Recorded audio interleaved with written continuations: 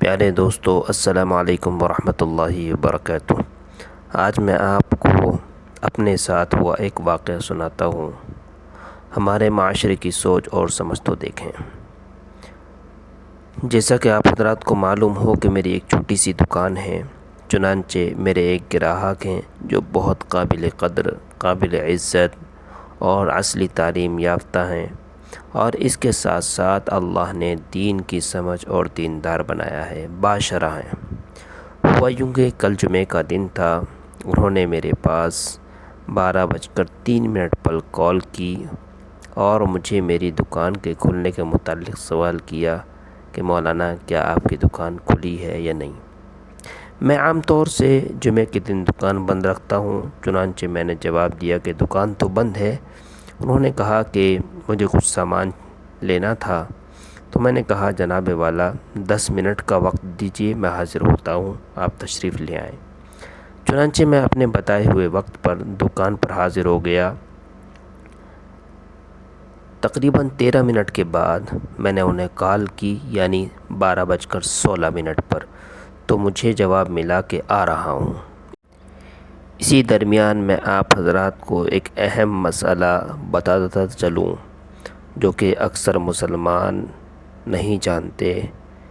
اللہ رب العالمین قرآن کے اندر ارشاد فرماتے ہیں، یا ایھا الذین آمنوا اذا نودی للصلاۃ من یوم الجمعۃ فاسعوا الی ذکر اللہ وذروا، جس کا ترجمہ یہ ہے، اے ایمان والو، جب نماز کے لیے اذان دی جائے، بلایا جائے جمعے کے دن، تو اللہ کے ذکر کی طرف دوڑو، یعنی تیاری کرو اور خرید و فروخت چھوڑ دو۔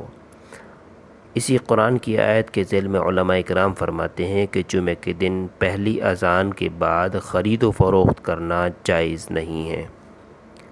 بہرحال میں اپنی بات کی طرف لوٹتا ہوں۔ میں نے 12:26 پر ان صاحب کو کال کی اور بتایا کہ جناب والا آپ ابھی تک دکان پر نہیں پہنچے، اسی لیے آپ اب تشریف نہ لائیں، کیونکہ 12:30 پر اذان ہے اور جمعے کی اذان کے بعد میں جمعے کے دن خرید و فروخت نہیں کرتا۔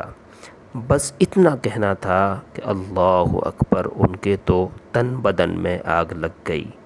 مولانا آپ تو بہت بڑے متقی ہو، سارے کام تقوی پر ہی ہو رہے ہیں، آپ اپنی دکان کو ویڈیو بنا کر پروموٹ کرتے ہو، تصویر کشی کرتے ہو، فوٹو کھینچ کر سوشل میڈیا پر ڈال دیتے ہو، آپ اپنے فوٹو کھینچ کر سوشل میڈیا پر بھی اپلوڈ کرتے ہو، یہ کہاں جائز ہے؟ انہوں نے مجھے دنیا بھر کی ساری کھری کھوٹی سنا ڈالی۔ میں نے ندامت کے ساتھ ان سے کہا کہ آپ کی ساری باتیں تسلیم کرتا ہوں، میں گناہ گار ہوں، میں فوٹو کھینچتا ہوں، ویڈیو بناتا ہوں، ٹھیک ہے، خطا کار ہوں، بس آپ مجھے یہ بتائیں کہ اگر میں نے اس مسئلے پر قرآن کی آیت پر عمل کر لیا تو میں نے کون سا گناہ کر دیا؟